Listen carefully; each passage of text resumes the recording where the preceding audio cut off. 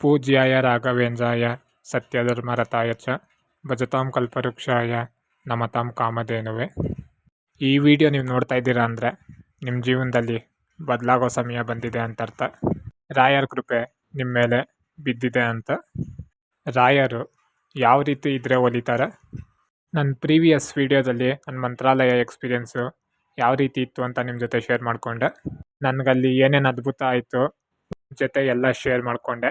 ನೀವು ಆ ವಿಡಿಯೋ ಇನ್ನೂ ನೋಡಿಲ್ಲ ಅಂದರೆ ನನ್ನ ಚಾನಲಲ್ಲಿ ಅಪ್ಲೋಡ್ ಮಾಡಿದ್ದೀನಿ ವಿಡಿಯೋ, ಹೋಗಿ ಚೆಕ್ ಮಾಡ್ಕೊಳ್ಳಿ. ರಾಯರು ಸಾಧಾರಣವಾಗಿ ಯಾರಿಗೂ ಒಲಿಯಲ್ಲ. ಅಕಸ್ಮಾತ್ ರಾಯರು ಏನಾದರೂ ನಿಮ್ಗೆ ಅನುಗ್ರಹ ಇದೆ ಅಂತ ಗೊತ್ತಾಗಬೇಕಂದ್ರೆ ನೀವು ಅಲ್ಲಿ ಮಂತ್ರಾಲಯಕ್ಕೆ ಹೋದ್ರೇ ನಿಮ್ಗೆ ಅಲ್ಲೊಂದು ಸೂಚನೆ ಸಿಗುತ್ತೆ. ಅದು ನಾನು ಪ್ರೀವಿಯಸ್ ವಿಡಿಯೋದಾಗ ನಿಮ್ಗೆ ಕ್ಲಿಯರಾಗಿ ನಿಮ್ಮ ಜೊತೆ ಶೇರ್ ಮಾಡ್ಕೊಂಡೆ ಯಾವ ಥರ ಸಿಗುತ್ತೆ ಅಂತ. ಮತ್ತು ಮಂತ್ರಾಲಯಕ್ಕೆ ಹೋಗ್ಬೇಕು ಅಂದ್ಕೊಂಡ್ರೆ ಹೋಗೋಕ್ಕಾಗಲ್ಲ. ತುಂಬ ಜನ ದುಡ್ಡಿರೋರೆಲ್ಲ ಇರ್ತಾರೆ, ಹೋಗ್ಬೇಕು ಅಂದ್ಕೊತಾರೆ, ಆದರೆ ಅವ್ರಿಗೆ ಹೋಗೋಕ್ಕೆ ದಾರಿನೇ ಸಿಕ್ಕಿರಲ್ಲ.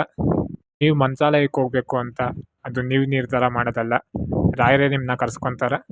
ನೀವು ಮಂತ್ರಾಲಯಕ್ಕೆ ಹೋದರೆ ಭಕ್ತಿಯಿಂದ ಹೋಗಿ, ಎಲ್ಲೋ ಟ್ರಿಪ್ ಹೋಗ್ತಾ ಇದ್ದೀನಿ ಅಂದ್ಬಿಟ್ಟು ಹೋಗಬೇಡಿ. ನಿಮಗೆ ಭಕ್ತಿ ಇದೆ ಅಂತ ಅದು ನಿಮಗೆ ಗೊತ್ತಾಗುತ್ತೆ. ಅದು ಯಾವ ರೀತಿ ಗೊತ್ತಾಗುತ್ತೆ ಅಂದರೆ, ನೀವು ಆ ದೇವಸ್ಥಾನದ ಹತ್ರ ಹೋಗಿದ ತಕ್ಷಣ ನಿಮ್ಗೊಂಥರ ಖುಷಿ ಆಗುತ್ತೆ, ಸಂತೋಷ ಆಗುತ್ತೆ. ನಿಮ್ಗೆ ಅಲ್ಲಿಂದ ಬರೋದಕ್ಕೆ ಮನಸ್ಸಾಗಲ್ಲ. ನಿಮಗೆ ಅದು ಗೊತ್ತಾಗುತ್ತೆ. ಮಂತ್ರಾಲಯಕ್ಕೆ ಹೋದರೆ ಮೊದಲನೇ ಕೆಲಸ ಏನು ಮಾಡಬೇಕು ಅಂದರೆ, ಅಲ್ಲಿ ನದಿ ಇದೆ, ನದಿಲಿ ಹೋಗಿ ಸ್ನಾನ ಮಾಡಿ ರಾಯರ ದರ್ಶನ ಮಾಡೋದಕ್ಕೆ ಬೆಳಗ್ಗೆನೇ ಹೋಗಿ. ಬೆಳಗ್ಗೆ ಇನ್ನೂ ಅಲಂಕಾರ ಆಗಿರಲ್ಲ, ನೀವು ರಾಯರನ್ನ ಹೇಗಿದೆ ಆ ರೀತಿ ನೋಡ್ಬೋದು. ತುಂಬ ಜನ ಮಾಡೋ ತಪ್ಪೇನೆಂದರೆ ಡೈರೆಕ್ಟು ರಾಘವೇಂದ್ರ ಸ್ವಾಮಿ ದರ್ಶನ ಮಾಡೋದಕ್ಕೆ ಹೋಗ್ತಾರೆ. ಅದಕ್ಕಿಂತ ಮುಂಚೆ ಆಚೆ ದೇವಸ್ಥಾನ ಆಚೆ ರೈಟಲ್ಲಿ ನಿಮ್ಗೆ ಅಲ್ಲೊಂದು ದೇವಿದು ದೇವಸ್ಥಾನ ಇದೆ, ಅಲ್ಲಿ ಹೋಗಿ ದರ್ಶನ ಮಾಡಿ ಆಮೇಲೆ ಹೋಗಿ ರಾಯರ ದರ್ಶನ ಮಾಡಿ.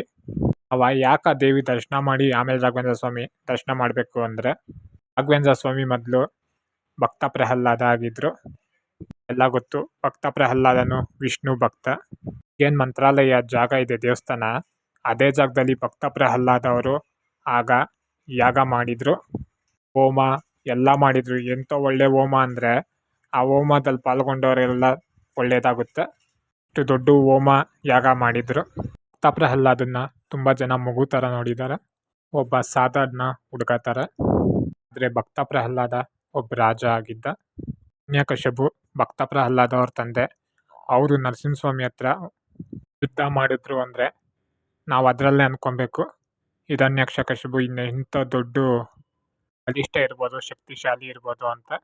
ಯಾಕಂದರೆ ನರಸಿಂಹಸ್ವಾಮಿ ಹತ್ರ ನಿಂತ್ಕೊಳಕ್ಕೆ ತುಂಬ ಜನ ಅಲ್ಲೇ ಸತ್ತೋಗ್ತಾರೆ, ಅಷ್ಟು ಶಕ್ತಿಶಾಲಿ ಇದ್ದರು ನರಸಿಂಹಸ್ವಾಮಿ. ಆ ನರಸಿಂಹಸ್ವಾಮಿನ ಅಂತ ಮಾಡೋದಕ್ಕೆ ಆ ಶಿವನ ಕೈಲೂ ಆಗ್ತಿರ್ಲಿಲ್ಲ. ಬೇರೆ ಅವತಾರ ತಾಳಿ 2-3 ದೇವತೆಗಳು ಶಕ್ತಿ ಪಡೆದು ಬಂದು ಶಾಂತನಾಗಿ ಮಾಡಿದ್ರು. ಇಂಥ ನರಸಿಂಹ ಹತ್ರ ಹೋರಾಟ ಮಾಡಿದ್ದಾರೆ ಅಂದರೆ ನಾವು ಈಗಲೇ ಅಂದ್ಕೊಬೇಕು ಎಷ್ಟು ಶಕ್ತಿ ಇರಲ್ಲ ಅಂತ. ಅವರು ಸಾಮಾನ್ಯರಂತೂ ಅಲ್ಲ. ಅಂಥವರು ಮನೆಯಲ್ಲಿ ಭಕ್ತ ಪ್ರಹ್ಲಾದ ಹುಟ್ಟಿ ದೊಡ್ಡವರಾದ್ಮೇಲೆ ದೊಡ್ಡ ರಾಜರಾಗಿ ಎಲ್ರಿಗೂ ಒಳ್ಳೇದು ಮಾಡಿ. ಮತ್ತು ಇನ್ನೊಂದು ವಿಚಾರ ಏನಂದರೆ, ಹಿರಣ್ಯಕಶಿಪು ಎಷ್ಟು ಶಕ್ತಿ ಇತ್ತೋ ಅದಕ್ಕಿಂತ ಹೆಚ್ಚು ಶಕ್ತಿ ಭಕ್ತ ಪ್ರಹ್ಲಾದನಿಗಿತ್ತಂತೆ. ಆದರೆ ಭಕ್ತ ಪ್ರಹ್ಲಾದ ಅದನ್ನೆಲ್ಲೂ ಕೆಟ್ಟದಾಗ ನಡೆಸ್ಕೊಂಡಿಲ್ಲ, ತುಂಬ ಸಾಧಾರಣವಾಗಿ ಎಲ್ರಿಗೂ ಒಳ್ಳೇದು ಮಾಡ್ತಾನೆ ಬಂದರು. ಆ ಪುಣ್ಯ, ಭಕ್ತ ಪ್ರಹ್ಲಾದ ಮಾಡಿದ ಪುಣ್ಯ ಎಷ್ಟು ಜನ್ಮ ಎತ್ತಿದ್ರೂ ಅದನ್ನು ಖರ್ಚು ಮಾಡೋದಕ್ಕಾಗಲ್ಲ, ಆ ರೀತಿ ಪುಣ್ಯ ಸಂಪಾದನೆ ಮಾಡಿದ್ರು. ಮತ್ತು ರಾಯರಾಗಿ ಇನ್ನಷ್ಟು ಪುಣ್ಯ ಸಂಪಾದನೆ ಮಾಡಿದ್ರು. ಆ ಯಾಗ ಮಾಡಿದ ಜಾಗದಲ್ಲೇ ರಾಯರು ಜೀವ ಸಮಾಧಿಯಾದರು. ರಾಯರು ಬೃಂದಾವನ ಸೇರೋಕ್ಕಿಂತ ಒಂದಿನದಿಂದ ರಾಯರ ಆ ದೇವಿನ ಕೇಳ್ಕೊಂಡ್ರಂತೆ, ಮಂಚಾಲಮ್ಮನ ನನಗೆ ಈ ಜಾಗ ಕೊಡಿ ಅಂತ. ಆಗ ದೇವಿ ಹೇಳ್ತಾರಂತೆ, ನಿಮ್ಮ ದೇವಸ್ಥಾನ ಇಲ್ಲೇನಾದರೂ ಆದರೆ ನನಗೆ ಪೂಜೆ ಕಮ್ಮಿ ಆಗುತ್ತೆ ಅಂತ. ಆಗ ರಾಯರು ಒಂದು ಮಾತು ಕೊಡ್ತಾರಂತೆ, ಮೊದಲು ನಿಮ್ಮ ದರ್ಶನ ಮಾಡಿಕೊಂಡು ನನ್ನ ದರ್ಶನ ಮಾಡಿದ್ರೆ ಆಗಲೇ ನಾನು ಅವ್ರಿಗೆ ಅನುಗ್ರಹ ಕೊಡೋದು ಅಂತ. ಈಗ ಅದೇ ರೀತಿ ಪಾಲಿಸ್ಕೊಂಡು ಹೋಗ್ತಿದ್ದಾರೆ. ಇದು ತುಂಬ ಜನಕ್ಕೆ ಗೊತ್ತಿಲ್ಲ. ಎಲ್ಲ ಡೈರೆಕ್ಟು ರಾಘವೇಂದ್ರ ಸ್ವಾಮಿ ದೇವಸ್ಥಾನಕ್ಕೆ ಬರ್ತೀರಾ. ಇದು ತುಂಬ ಜನ ಈ ಸತಿ ಹೋದರೆ ಮೊದಲು ಆ ದೇವಿ ದರ್ಶನ ಮಾಡಿ ಆಮೇಲೆ ರಾಯರ ದರ್ಶನ ಮಾಡಿ. ಮತ್ತು ಬೃಂದಾವನ ಕಟ್ಟಿರೋ ಕಲ್ಲು, ಆ ಕಲ್ಲು ಸಾಧಾರಣ ಕಲ್ಲಲ್ಲ, ಅದನ್ನು ರಾಘವೇಂದ್ರ ಸ್ವಾಮಿನೇ ಆಯ್ಕೆ ಮಾಡೋದು ಆ ಕಲ್ಲು ಬೇಕು ಅಂತ. ಯಾಕೆ ಆ ಕಲ್ಲನ್ನ ಅವರು ಬೇಕು ಅಂತಾರೆ ಅಂದರೆ, ಆ ಕಲ್ಲು ಆಗ ರಾಮರು ವನವಾಸಕ್ಕೆ ಬಂದಾಗ ರಾಮರು ಕುತ್ತಿದ್ದ ಕಲ್ಲದು. ಮತ್ತು ರಾಮನು ವಿಷ್ಣುವಿನ ಅವತಾರ. ನೋಡಿ ಎಲ್ಲ ಅಲ್ಲಲ್ಲೇ ಲಿಂಕ್ ಇದೆ. ರಾಯರು ಆಗ್ಲಿಂದನೂ ವಿಷ್ಣು ಭಕ್ತರೇ.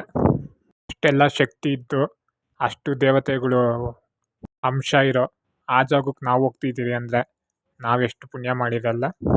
ಮತ್ತು ಆಚೆ ದೇವಿ ದರ್ಶನ ಮಾಡಿ ಒಳಗೆ ರಾಯರ ದರ್ಶನ ಮಾಡಿ ಅಲಂಕಾರ ಮುಂಚೆ ರಾಯರ ದರ್ಶನ ಮಾಡಿದ್ದಾದಮೇಲೆ ಆಚೆ ಹೋದರೆ ನಾವು ಅಲ್ಲೊಂದು ಮಂತ್ರಾಕ್ಷತೆ ಕೊಡ್ತಾರೆ.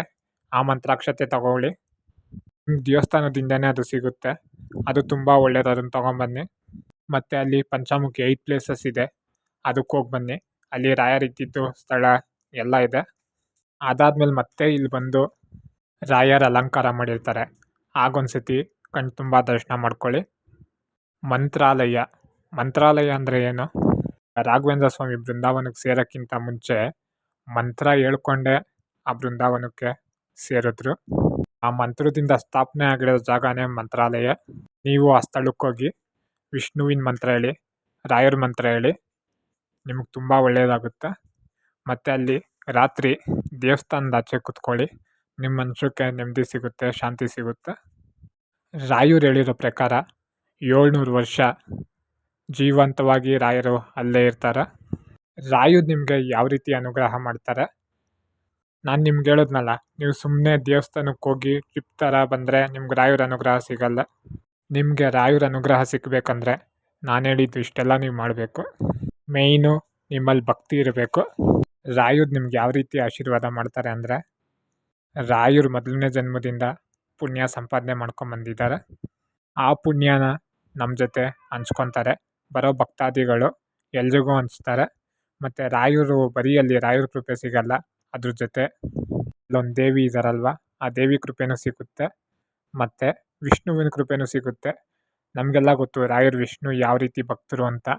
ಭಕ್ತ ಪ್ರಹ್ಲಾದ ಆಗಿದ್ದಾಗ ಆಗ ವಿಷ್ಣುನೇ ಹೇಳಿದರು, ನೀನು ನನ್ನ ಭಕ್ತ ಅಲ್ಲ, ನಾನು ನಿನ್ನ ಭಕ್ತ ಅಂತ. ಅದೇ ರೀತಿ ರಾಯರ ಜೊತೆನೇ ವಿಷ್ಣು ಅವರಿದ್ದಾರೆ. ರಾಯರನ್ನ ಯಾವತ್ತು ಭಾಷೆ, ಜಾತಿ, ಧರ್ಮ ಅಂತ ಯಾವತ್ತೂ ತರಕ್ಕೆ ಹೋಗ್ಬೇಡಿ. ಯಾಕಂದರೆ ರಾಯವ್ರಿಗೆ ಎಲ್ಲ ಒಂದೇ. ಮೇಯ್ನು ಭಕ್ತಿ ನೋಡ್ತಾರೆ. ಭಕ್ತಿ ಇತ್ತು ಅಂದರೆ ಎಲ್ರಿಗೂ ಒಳ್ಳೇದು ಮಾಡ್ತಾರೆ. ನೀವು ಮಂತ್ರಾಲಯಕ್ಕೆ ಹೋಗಿದ್ರೆ ನಿಮ್ಗಾಗಿದ್ದ ಅನುಭವ ಕಮೆಂಟ್ ಮಾಡಿ. ಪೂಜ್ಯಾಯ ರಾಘವೇಂದ್ರ ಅಂತ ಕಮೆಂಟ್ ಮಾಡಿ. ಮತ್ತು ಚಾನಲ್ ಸಬ್ಸ್ಕ್ರೈಬ್ ಮಾಡ್ಕೊಳ್ಳಿ.